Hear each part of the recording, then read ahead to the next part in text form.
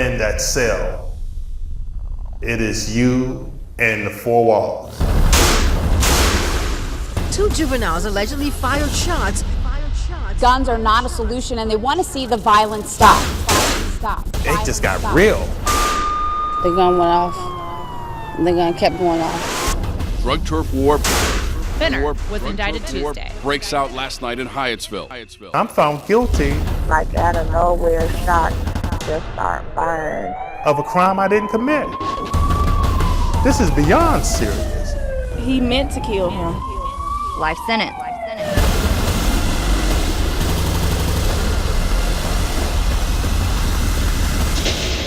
Why am I in here if I'm innocent?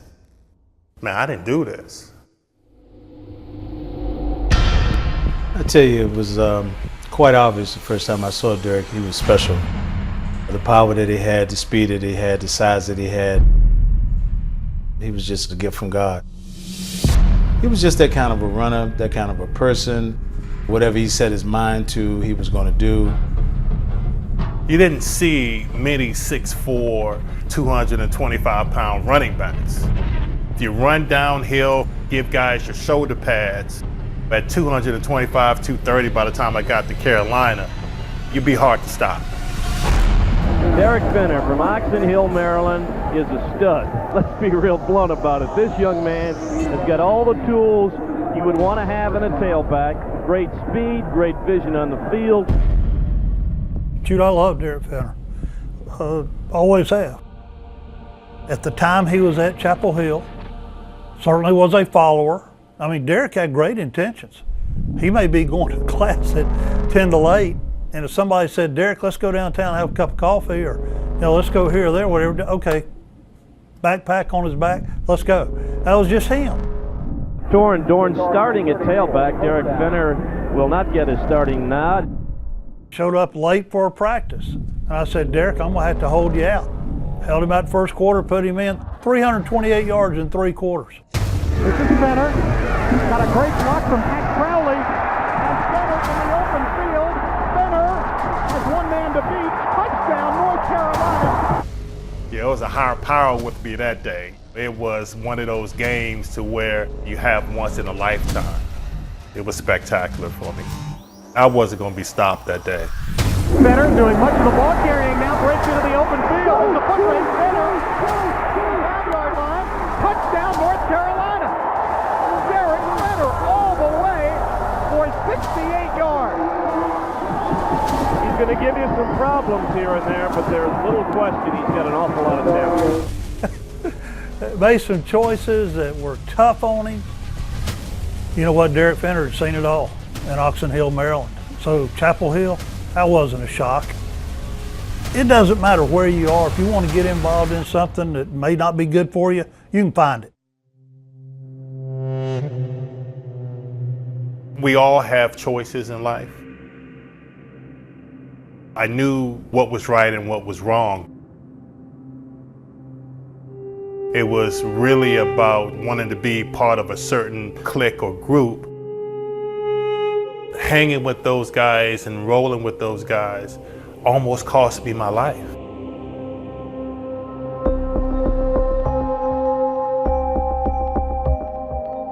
Came home from Carolina. It was a Friday night. Hanging with my boys at the time who were selling drugs, drug dealing and gang banging and doing all the things that they were doing.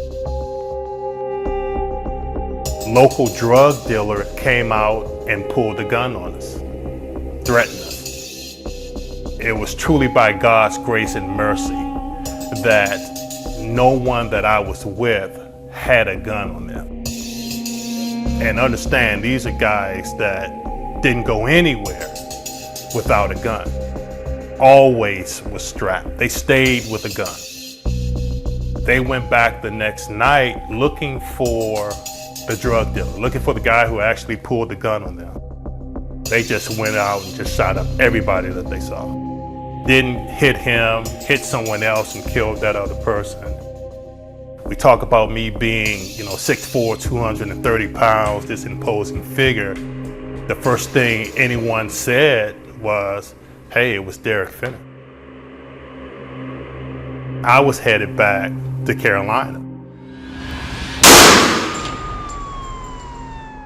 When you look at what happened in my situation, someone was killed. I got caught up in it, spent time in jail. Another person spent 25 years in jail. Another person was actually killed in jail. Families are changed forever. Fathers don't get to see their sons. That one gunshot, man, can change lives forever, man. It was a sad day for me. I was sitting there looking at the news and it flashed on the news. I couldn't believe my eyes. I said, what? What? And I was just looking at the TV and they had him in handcuffs. I talked to him. I said, Derrick, I just want to know one thing. I said, did you do it? And he said, Coach, I swear I didn't do it. I said, so that's all I need to hear. In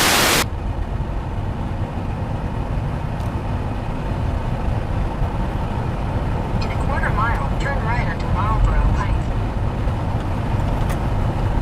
I've really put this out of my memory bank, to be quite honest with you. I mean, this has been one of those things. Obviously, it was a traumatic time in my life.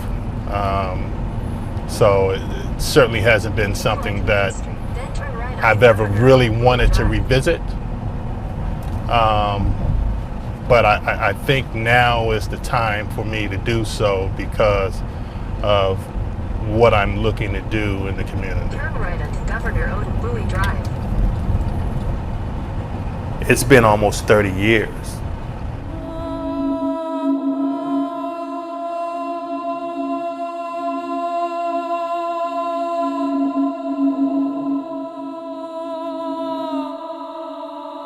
You're in a cell that I can reach out and touch both sides of the wall.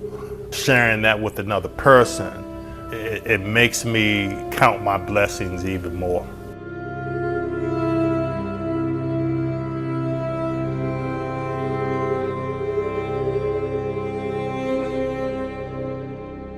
Walking back in, it brings me back to 1987. I just remember being terrified. It smells like your freedom has been taken away. I'm a 19-year-old kid who has been charged with a very serious crime, not really knowing, what my fate was going to be. It was pretty traumatic at the time. For me, one of the reasons I agreed to even do this piece is for me to be able to share my experience with the world, basically. There are a lot of kids probably going through some of the same things that I went through back when I was, 18, 19 years old. So for me to be able to come back and, to put myself back in this situation where, for the last 29 years, I've completely put it out of my mind, says that I want to be able to reach kids who may be tied up with the wrong crowd or, getting ready to make some bad decisions, and hopefully they see this interview and understand that, I need to make better choices, or, I could be faced in a situation to where, 20 to 25 years of my life could be taken away from me. That's what this is all about, man. It's about being able to help someone else. This is Derrick Fenner. Thank you so much. It's an honor to be here to speak to you. These guys you see around the room, they're with Raycom Sports. They wanted to do a feature on me. And I said, the only way you can do a feature on me if you give me the opportunity to come back to Oxon Hill so I can speak to the team. When you walk into somebody's life, you got to be able to have something to say. Don't be trying to sell no pipe dreams. Give them the real deal. Life is hard, dude. Life happens to absolutely everyone. What I'm doing now is, and the reason you see all these cameras and all this, I want to be able to take my story nationwide, right? I haven't told this story, man, in 30 years. Never told this story. You guys are the first ones to ever hear this story. Now it's time for me to take my story across the country, because there's somebody here, man, in this room right here, right now, that's about to make the wrong choice. And what I want to do, man, I want to share my story because I want you to make the right choice, man. I want you to make the right choice. Derrick, I can't say enough about him. I always knew that when he came out of incarceration, I told him, I said, Derrick, one day you're going to look at this and you're going to see some things that you're going to remember for the rest of your life. You have an opportunity now to really help people in the right direction. You can tell them about the choices that you've made. You can tell them how you were incarcerated for 44 days and what that felt like.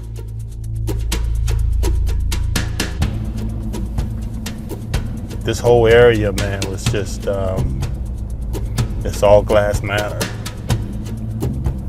Glass Manor was like probably one of the toughest areas in all of Maryland, you know, back in the day.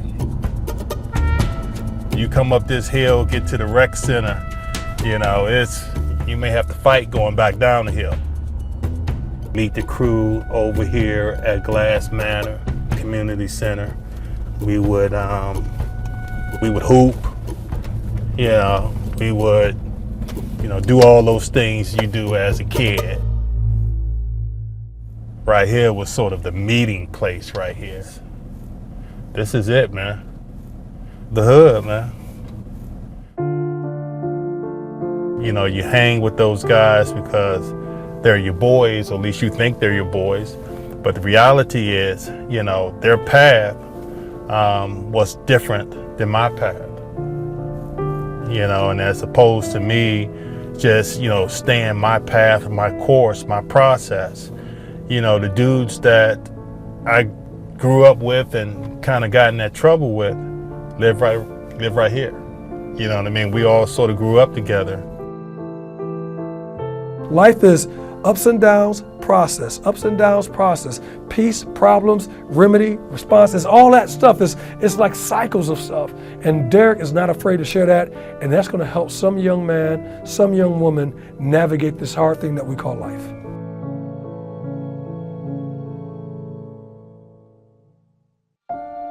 The University of North Carolina gave me a scholarship. And in fact, I rushed for 140 yards as a freshman, very first game. I was on my way. But every weekend or every opportunity that I had a chance to go back home, guess what I was doing? I was going back home, hanging with that crew. You know the crew I'm talking about, the drug dealers, the dudes out there on the corners slinging, making choices. I chose the wrong crew. When you're locked up, all that being tough, 6'4", 235, that's out the window. 44 days locked up. You know, it's mixed emotions. You know, certainly a big part of me is happy that I made it out. Then the other part of me is, you know, how do I help other folks get out? Hoping that my message will resonate in, you know, some of these kids and get them to do what they need to do to get out of that situation.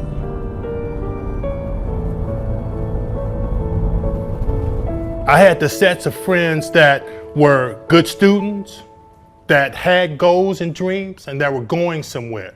In fact, I'm still friends with them today. Not too many African-American men are out there doing the things that are saying, look what I did, this is where you can make a correction, do the right thing, make better decisions than what I made. Then I had the set of friends who had no dreams. They were the friends that had all the blame. Y'all know what I'm talking about, the ones with the Jordans, the ones at 17, 18 years old driving the BMWs. Y'all know who I'm talking about, the drug dealers.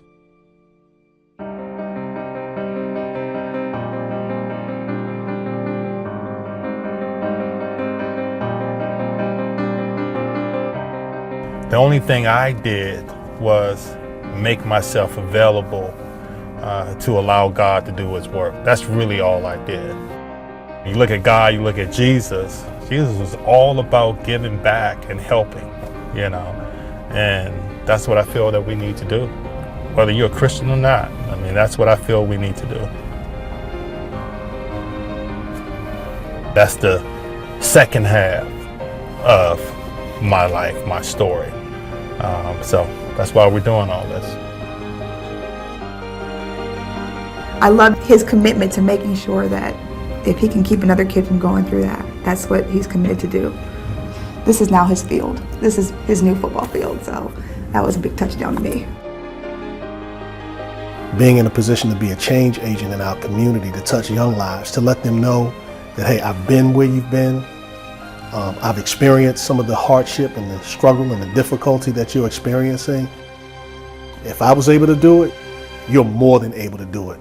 And let's walk this walk together. And I think that's what you're about to see in this next transition of greatness in Derrick Fenner's life.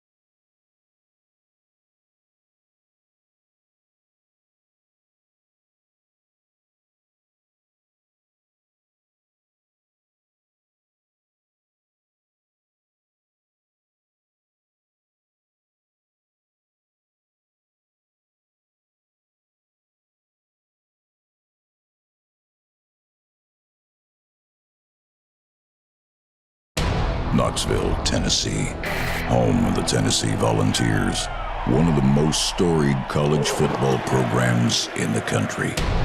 239 miles up Interstate 81 lies ACC powerhouse Virginia Tech, and a border battle that dates back to 1896. Smack dab in the middle of the two is the last great Coliseum, Bristol Motor Speedway. Fans from both states have lobbied for years to see both schools clash on the neutral site of the world's fastest half mile.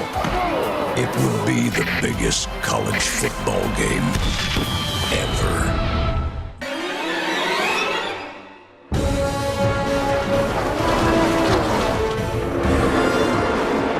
Bristol is the last great Coliseum, 150,000 seats, completely bowled in. One of the largest facilities in the world, second largest in the country from a permanent seating capacity standpoint. It's a football stadium on steroids, and we happen to put 40 cars down there on a racetrack twice a year. You can't really grasp it until you see it and see the surroundings, and you're driving through, and then all of a sudden you look over to your left and boom, it looks like a spaceship landed in the hills of East Tennessee, and that's Bristol Motor Speedway. The culture in this area, they are salt of the earth people.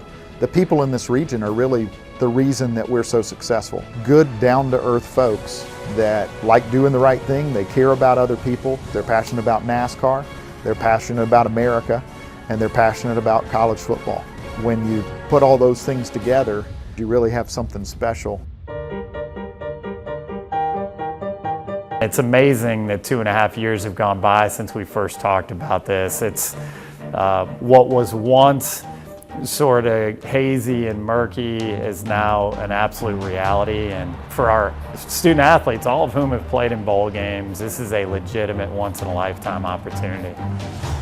There had been such mythology about this game for so long, and to me it's immediately intriguing. Can you do it? Can you make it a show? Can it be a little bit beyond just what your normal intense geographic rivalry game would be? We always thought there was a great connection and crossover with both Virginia Tech and Tennessee in terms of the connection with NASCAR fans. A lot of shared folks, a lot of commonality. you add in the fact that it's Bristol, Virginia and Bristol, Tennessee, about the same drive for both of us, programs that have had historic success, and tie that to sort of the show making that NASCAR is about. The spectacle's the right word. It will be a spectacle for sure. This is a huge undertaking. I mean, people have no idea the implementation to pull this game off and convert that track to a football field. Our locker rooms for Tennessee, it's going to be where our NASCAR drivers have their drivers' meetings. Virginia Tech will be over in an operation building where Goodyear sets up and mounts tires during a NASCAR race. We spend a lot of time with them. They really want to get this right. Their hospitality has been tremendous. So Bristol is on a national stage that night too. So yeah, when they say they're going to turn a racetrack into a football field in 11 days, we believe them. The other challenges would be the play clocks. Where are we going to put play clocks? The replay booth and the coach's booth. And then they built Colossus. It's the largest outdoor center hung screen in the world. So they're a 4-sided screen that we have suspended over the top of the racetrack. I don't think people have any concept of the detail and the amount of work to convert the track and have all the plans ready for that, what will be an unbelievable stage on that particular day. The number of variables that come into play with this one is entirely different. Behind the scenes, I think you're just hoping you create the right kind of atmosphere for the game to take over, for the game to be what it needs to be, and for all your fans and customers to have a great time in and around it. But once we get to the game, let's make sure we protect the integrity of the contest. It's a unique setting against a fantastic opponent. Obviously, that's enough in itself. It's just playing such a good football team. Our kids and coaches will be happy to play the game anywhere, but when you add the venue and the fanfare, and it becomes more than a game, it becomes an event. We have to understand that the opponent here is Virginia Tech, and they're a great football program, a great football team. We can't let the event be bigger than the game itself. September the 10th arrives. You got the Pilot Flying J battle at Bristol. It's been talked about for 20 years. It comes together. You stand in the middle of that football field and you look around and you're going to have 155,000+ people staring back at you. You will be able to feel the energy, the sun going down, the lights coming on, primetime football. It's going to be like no other event we've ever seen.